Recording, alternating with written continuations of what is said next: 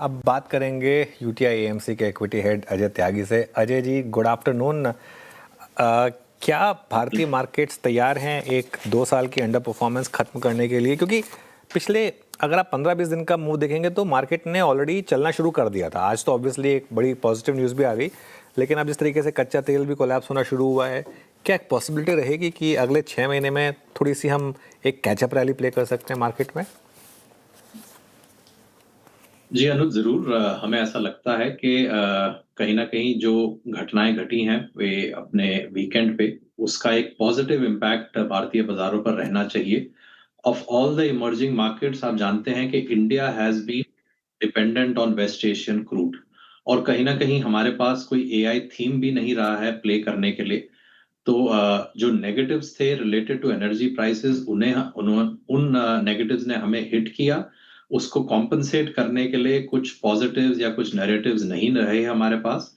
तो अब क्योंकि हमें लग रहा है कि कम से कम नेगेटिव्स जो है वो शायद वर्स्ट केस सिनेरियो के तौर पे जो प्ले कर सकता था, उसके ऊपर कुछ क्लैरिटी क्योंकि अब मिल रही है, तो शायद ये बाजारों के लिए पॉजिटिव रहेगा। देश की अर्थव्यवस्था, fiscal deficit, current account deficit और इंडियन रुपी के लिए भी ये पॉजिटिव रहेगा। तो नेट नेट पॉजिटिव है। जैसे कि आपने कहा, कुछ उछाल जरूर आ सकता है। हालांकि कहीं ना कहीं दो चीज अभी भी हमें ध्यान में रखनी है। पहली ये कि लास्ट 2 साल से अर्निंग्स ग्रोथ बहुत वीक रही है। हमें अर्निंग्स ग्रोथ में कहीं ना कहीं मजबूती देखनी पड़ेगी। Q1 में तो हमें ये देखने को नहीं मिलेगी, लेकिन Q2 या Q3 में अगर अर्निंग्स ग्रोथ डबल डिजिट रहती है तो अपने आप में ये एक पॉजिटिव रहेगा। और आखिर में वैल्यूएशंस अभी भी बहुत चीप नहीं है, तो हो सकता है ये वैल्यूएशंस के चलते बाजार अभी भी कुछ एक दायरे में रहे। पॉजिटिव आउटलुक जरूर, लेकिन शायद एक बहुत बड़ी उछाल ना दे पाए। जी okay Ajay ji, good afternoon. Outlook positive है लेकिन शायद उछाल उतना मजबूत नहीं होगा, आपने कहा। तो ऐसे में क्या एफआईज की घर वापसी होगी भारतीय बाजार में? क्या एफआईज फिर से लौटेंगे? क्योंकि सर वैल्यूएशन कंफर्ट अभी भी नहीं है अगर इतनी गिरावट के बावजूद, और सरकार थोड़ी तो बहुत कदम उठा रही है, एक आध कदम, जैसे गवर्नमेंट सिक्योरिटीज़ में एफआईज को थोड़ी छूट टैक्स पर। ऐसे में आप कैसे देख रहे हैं एफआईज के मूव्स को? श्रेय, हमें लगता है एफआईआईज, कहना मुश्किल है कि कब वापस आएंगे, लेकिन हमें लगता है एफआईआईज का जो एक इस वक्त ओनरशिप है हिंदुस्तान के बाजारों की, वो एक लोएस्ट लेवल पे है, और यहां से there is only one way to go, which is up. हम कुछ आकलन कर रहे थे 2012 और 13 का, और वो इसलिए क्योंकि 2012 और 13 में वही घटनाएं घटी थी जो फिलहाल हमने लास्ट 3-4 महीने में देखी हैं। क्रूड ऑयल प्राइसेस, लिबिया के अंदर जो वॉर हुआ था उसके चलते बढ़ा था, करंट अकाउंट डेफिसिट बढ़ा था, रुपया बहुत तेजी से गिरा था, और साथ के साथ आरबीआई को भी रुपए के बचाव में आने के लिए वही सब कदम उठाने पड़े थे जो उन्होंने पिछले हफ्ते अनाउंस किए। और उस समय अगर आप देखें, एफआईआईज का निवेश वो 2 साल 2012 और 2013 में करीबन 20 से 25 बिलियन डॉलर रहा था, and I am saying every year. तो कहीं ना कहीं एफआईआईज इंडिया की long term structural growth story को देख के वापस जरूर आएंगे। मेरा ये मानना है, जैसा कि मैंने पहले भी कहा, कहीं ना कहीं एआई थीम की कमी है, और जिसकी वजह से बहुत सारे एफआईआईज डर रहे हैं कि कहीं भारत पिछड़ा ना रह जाए बाकी इमर्जिंग मार्केट्स के मुकाबले। इस चीज के ऊपर आने वाले समय में थोड़ी क्लैरिटी मिलेगी। दूसरी चीज ये है, जैसे ही वैल्यूएशंस थोड़े और अट्रैक्टिव होते हैं, मुझे लगता है हमें कुछ भी करने की जरूरत नहीं है। एफआईआईज विल कम बैक, और वो वापस से वही सब बिजनेसेस बाय करना शुरू करेंगे जो उनके फेवरेट्स रहे हैं पिछले 10 सालों में। तो थोड़ा शायद हमें इस वक्त धीरज और धैर्य और रखना पड़ेगा।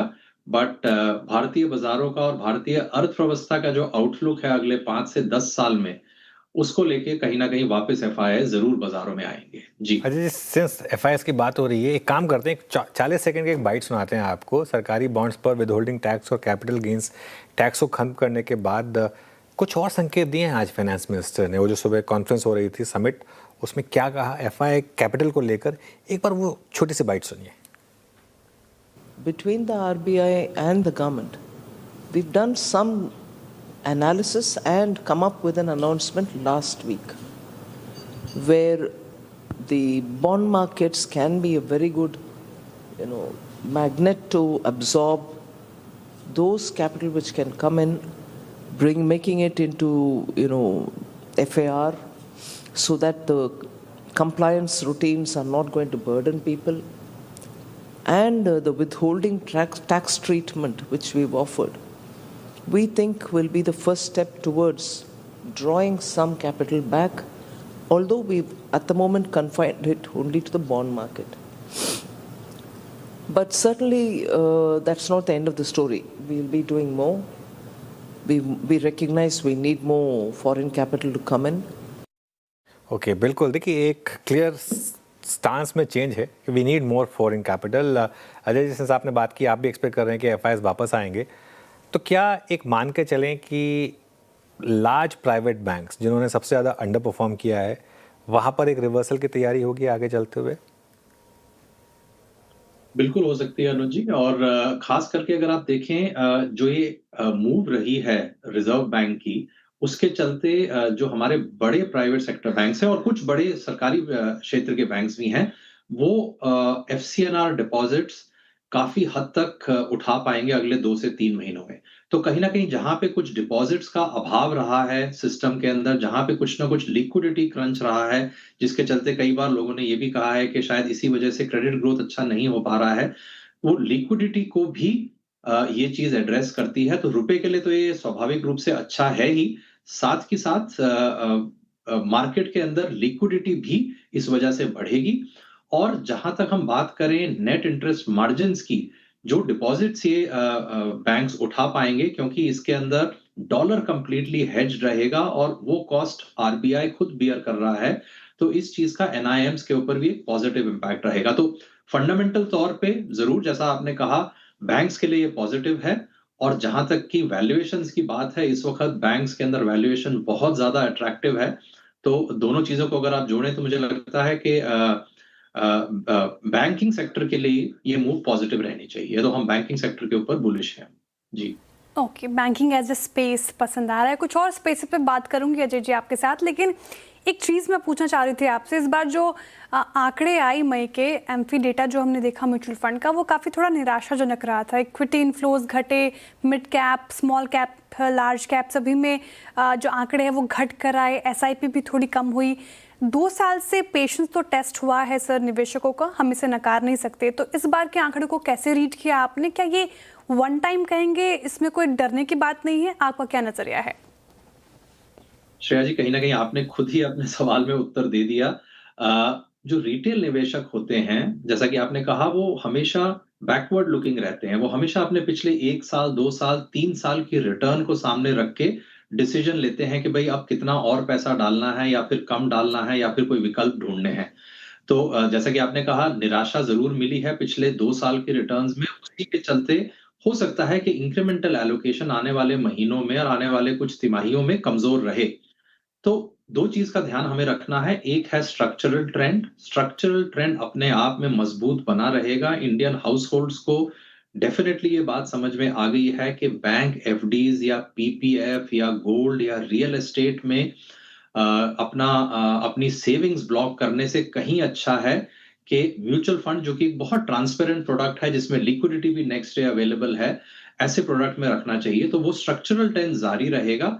लेकिन जैसा कि आपने भी कहा और जैसा कि हमने भी महसूस किया है, निजी क्षेत्र के इन्वेस्टर, रिटेल इन्वेस्टर्स कहीं ना कहीं अपने पिछले 1 और 3 साल की रिटर्न से प्रभावित होके ही आगे का डिसीजन लेते हैं। तो इसके चलते हो सकता है कि फ्लोज में थोड़ी कमजोरी देखने को मिले अगले 6 से 12 महीने। देखिए, हमारा ये मानना है कि दोनों तरीके से हम सरप्राइज होंगे। एफआईआईज हो सकता है हमें पॉजिटिवली सरप्राइज करें अगले 12 महीने में, और जिन म्यूचुअल फंड फ्लोज के बारे में हम हर जगह चर्चा करते आए हैं, शायद वहां से हमें थोड़ा सा नेगेटिव सरप्राइज देखने को मिले जी। ओके अजय जी, एक आखिरी सवाल मेरी तरफ से। हालांकि 19 जून को ये डील साइन हो जाएगी औपचारिक तौर पर, तो इस डील को देखते हुए कोई पोर्टफोलियो में चेंजेस किए हैं क्या आपने? देखिए, फिलहाल में तो कोई ऐसे बड़े चेंजेस हमने नहीं किए, लेकिन हमारा एक मानना जरूर है कि जो सरकार ने पिछले साल प्रयास किए थे इनकम टैक्स की दरें काट के, जीएसटी की दरें काट के, एक प्रयास उनका जरूर रहा था कि कंजम्पशन के अंदर एक पुश देना है, एक इम्पेटस देना है। वो कहीं ना कहीं हमें फोर्थ क्वार्टर ऑफ FY26 की अर्निंग्स में देखने को मिला।